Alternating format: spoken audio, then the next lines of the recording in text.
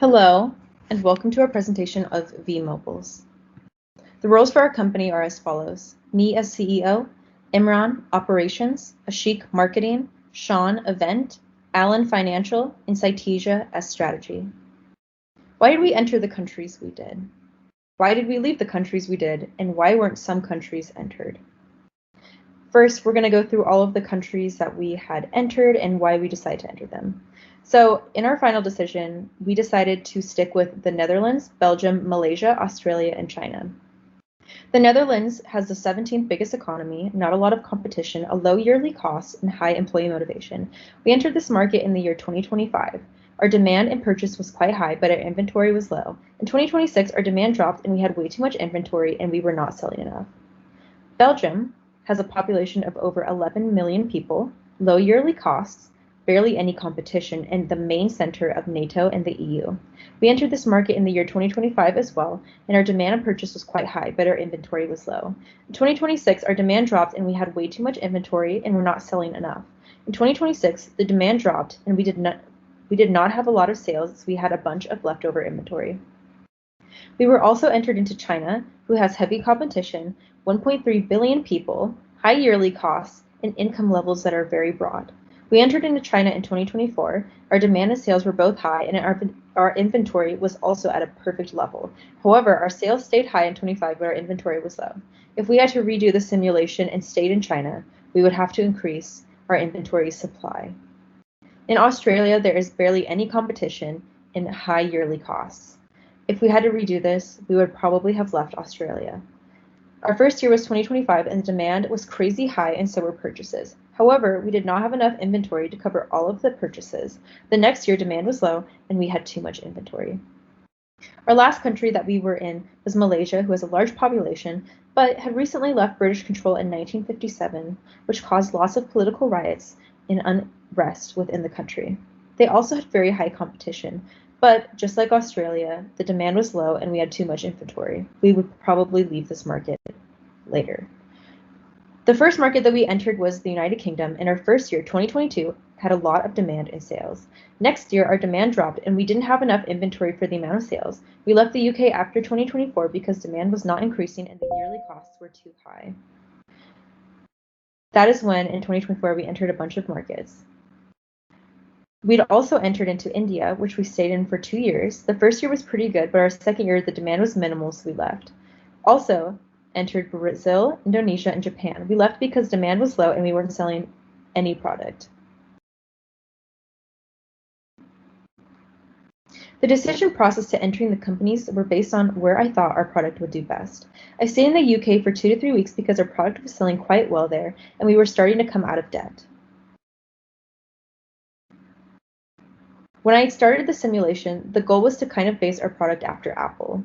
And because the UK is has a very strong economy, I believed that customers would want to purchase our high quality product even if the price was a little bit higher. A lot of the countries, if we had to redo this, were pretty evenly spread out between customer intimacy, quality, and price, and high economic powers as well. So I knew that for quality and reliability, customers would be willing to spend more. If we were going to redo our simulation, we would have probably stuck with countries that had similar values to the UK. We would have also probably entered the United States, Canada, France, Germany, and maybe South Africa, as again, they all reflect the same values and wants out of a product as the UK did, which is where we had our strongest sales. The Netherlands and Belgium, though, were pretty on par with those countries. However, they did want a lower price.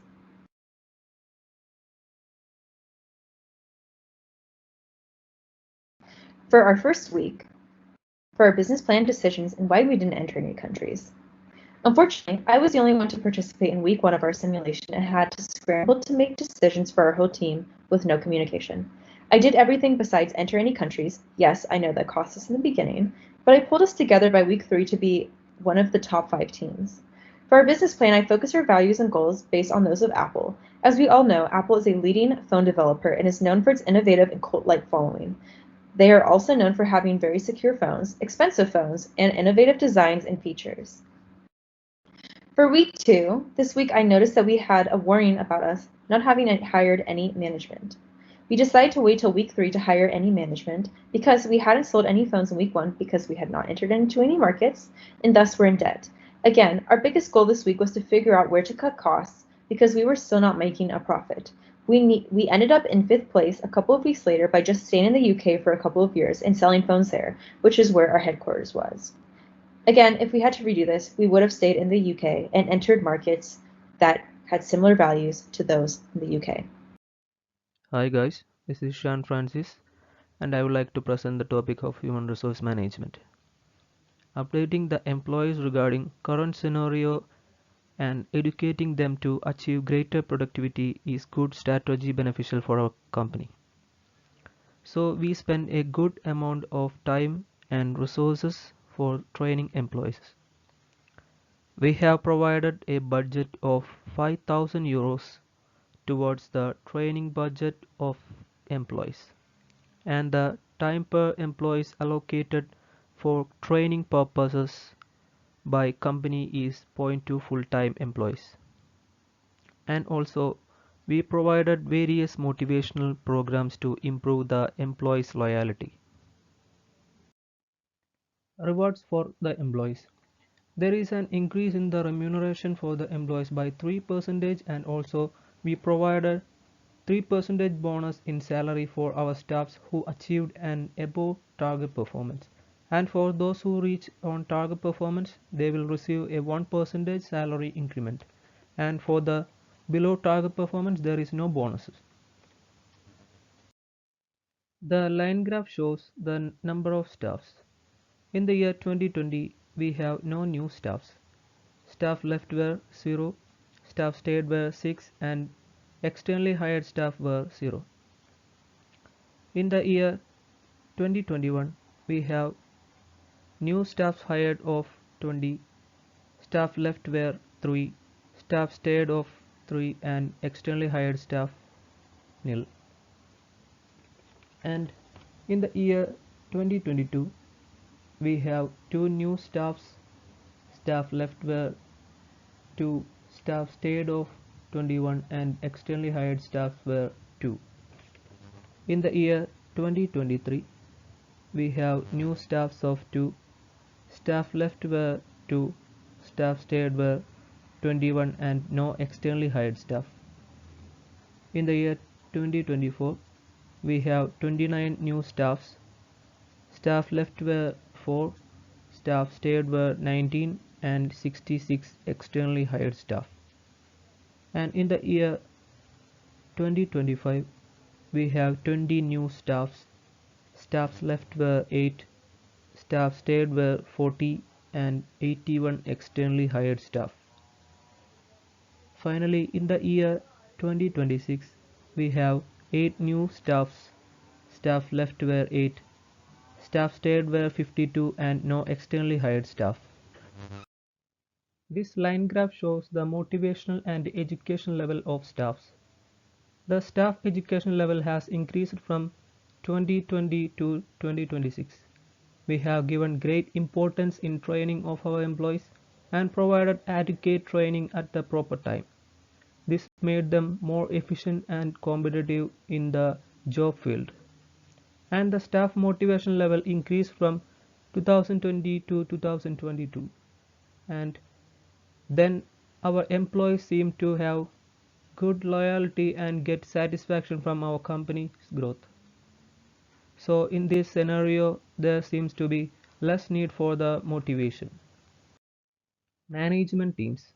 A management team is very important for the growth and development of the business. It is a crucial when our business grow wider. The main function of management is planning, organizing, and controlling, and the activities which are focused: interculture coaching, global marketing, and intercontinental expansion. Interculture coaching help us to manage challenging and complex process in the multinational context. And the global marketing and the intercontinental expansion, which can be defined as a marketing on worldwide, operating in a Global market is a good way to reduce risk and open new opportunities. It will help you to reach more customers, will inspire our new ideas and have a potential for greater revenue. Hello everyone, I am Ashik, Marketing Manager of VMobiles. We all know that for entering market, the company needs a unique strategy or plan to create an impact on the market. Our product is mostly focused on the quality and durability, and also our diversified strategy. Diversification strategy, as we already know, is a business growth strategy identified by a company developing new products in new markets. So that definition tells us what diversification strategy is, but it doesn't provide any valuable insight into why it's an ideal business growth strategy for some companies or how it's implemented. When it comes to product innovation and development or process refinement and improvement, the role of R&D department is critical. Other departments such as sales and marketing might be more outwardly facing, but while R&D is separate from this, it has functions that are closely related. R&D is the means for companies to achieve future growth and maintain their relevance in their chosen market. So, it involves spending resources on investigation and testing to develop new products or new ways of doing things.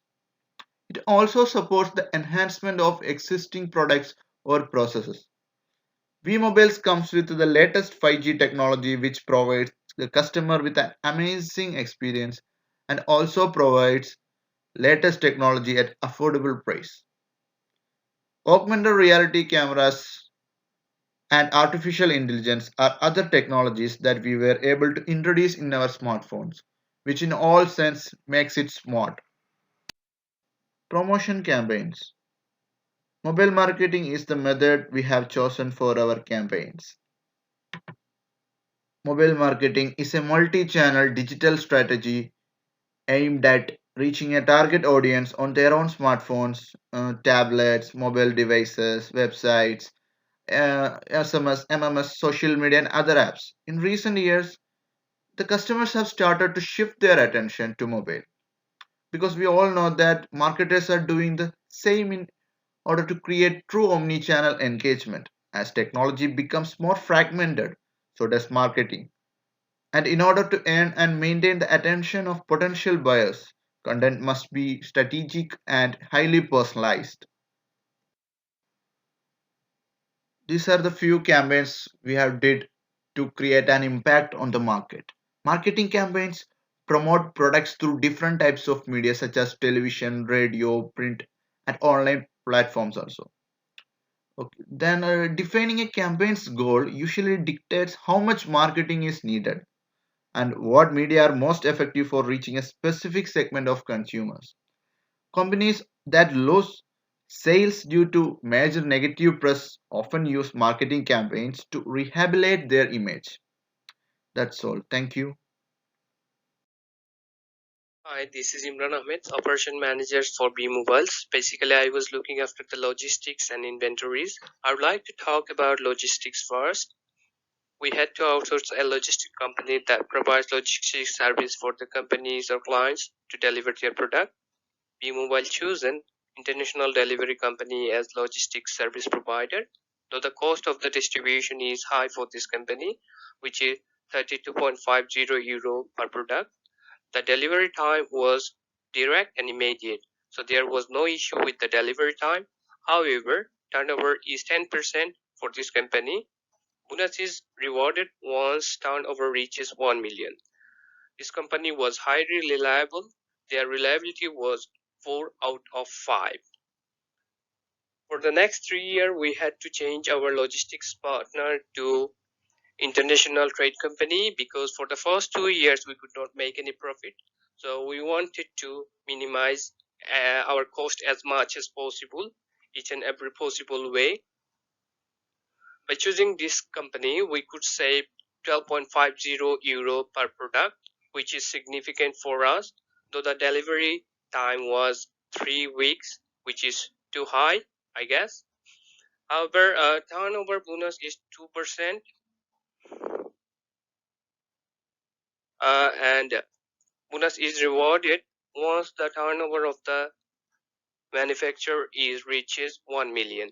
And this company was also highly reliable. Their reliability is also 4 out of 5.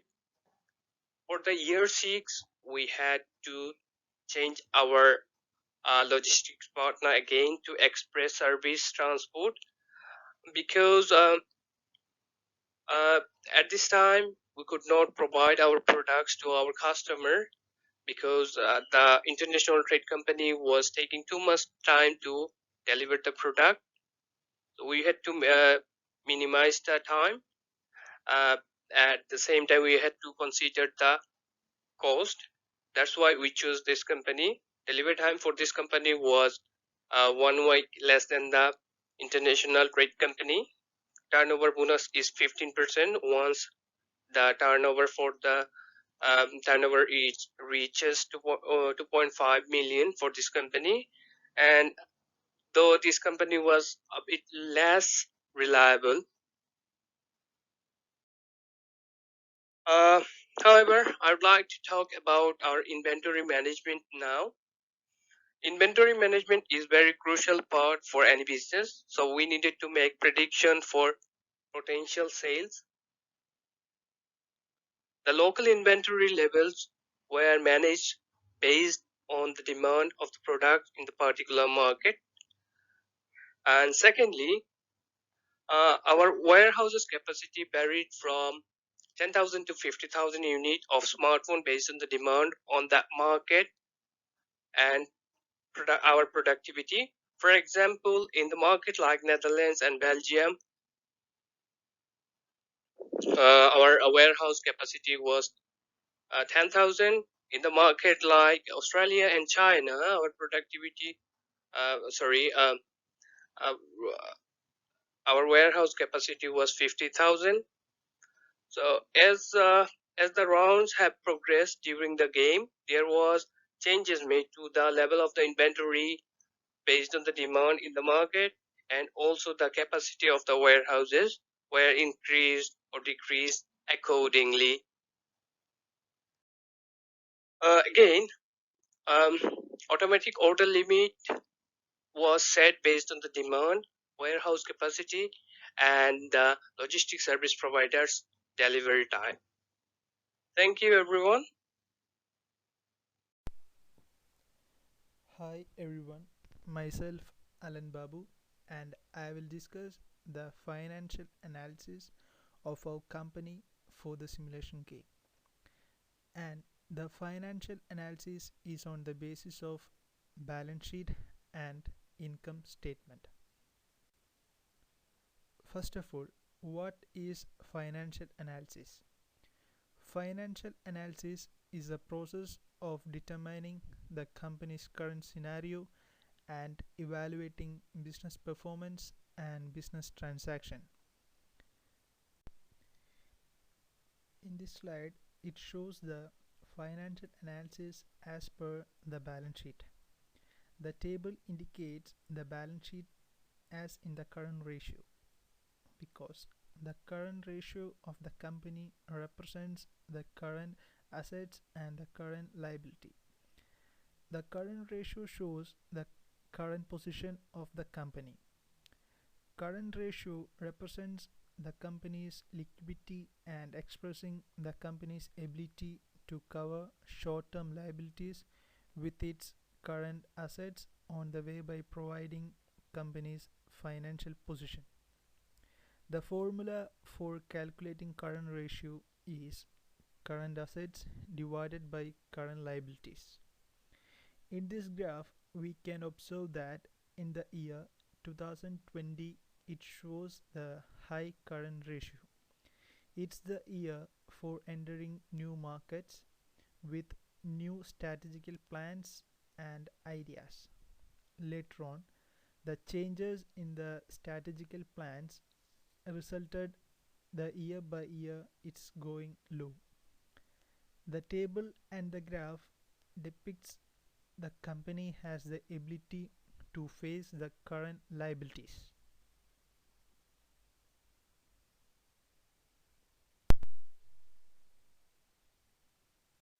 That means the liability is increasing significantly and it leads to the difficulties in the future. Coming to this slide, it describes the financial analysis as per income statement. The table shows the retained profit according to each year. Here we can observe that in the year 2020 we are entering to the business which impact on the year 2021.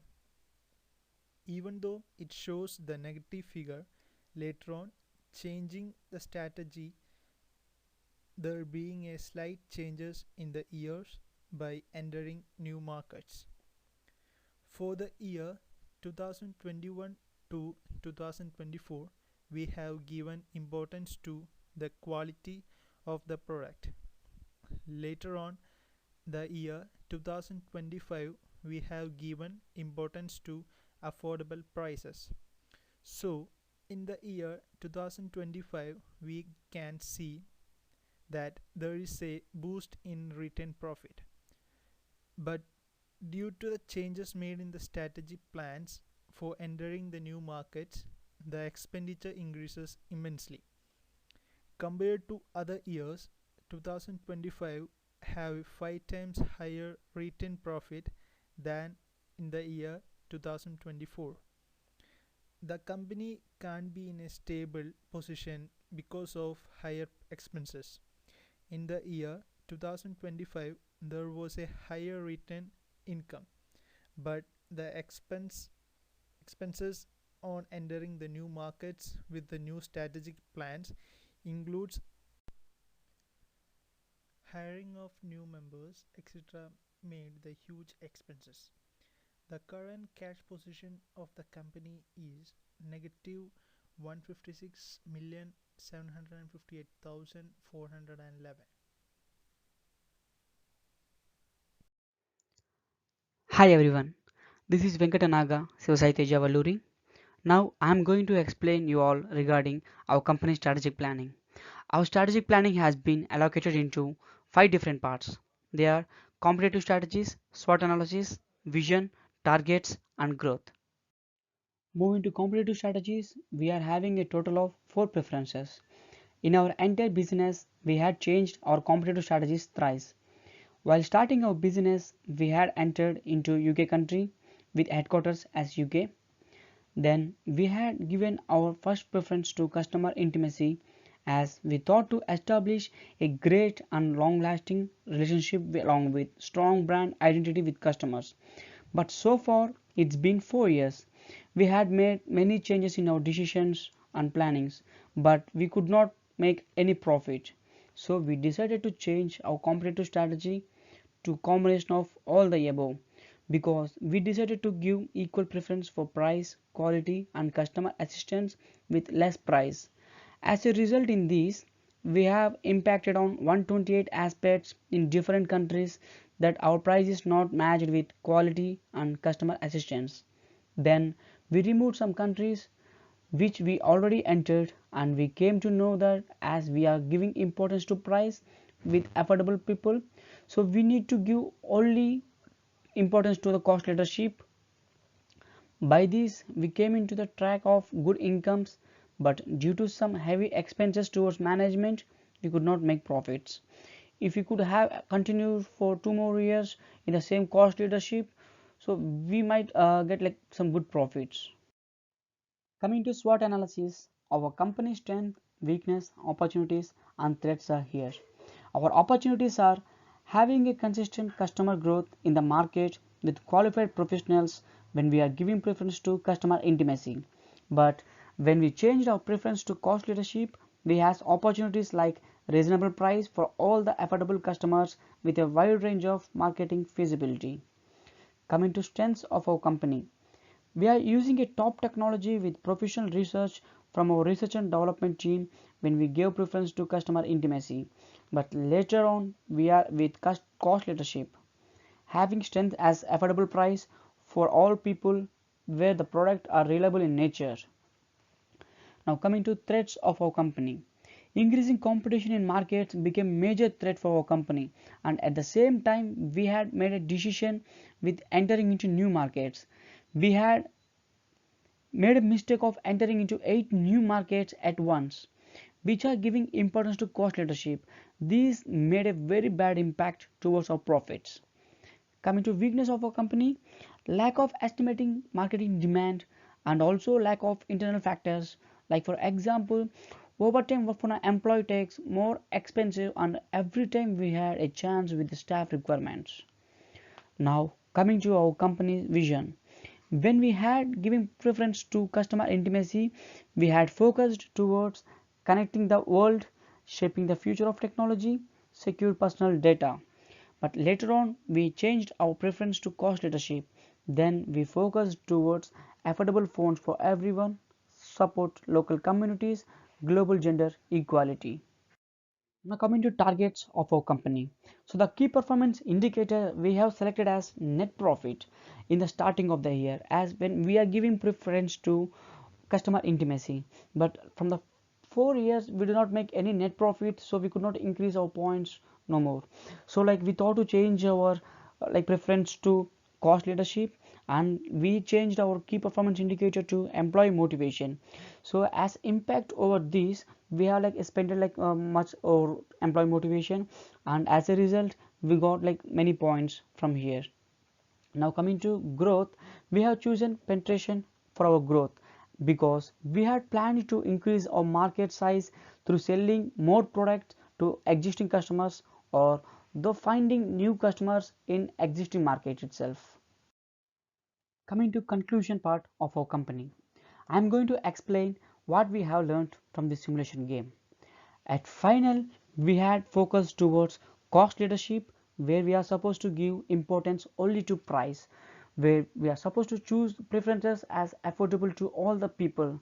But we did a mistake of selecting other preferences, and that had showed very bad impact towards the quality of the product, and also it affects on customer engagement. So like we have overcome challenges in two different ways. So what we have overcome our challenges there, the first one, when we are not getting profits, we had changed our strategic planning. Rather than that, if we could make some more changes in decisions, that could make some better profits for the years.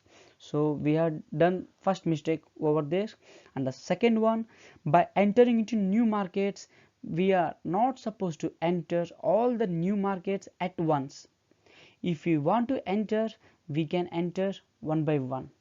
So these are the two mistakes we have learned from our conclusion of this simulation game. Thanks for giving the opportunity for playing the game, and special thanks to Professor Richmond for supporting us in all the ways. And finally, we hope the topic in this module is the best opportunity to learn for the students who are willing to or interested to start up a business. Happy to have this module for our students of Greenwich. Thank you for all. Happy ending. Thank you.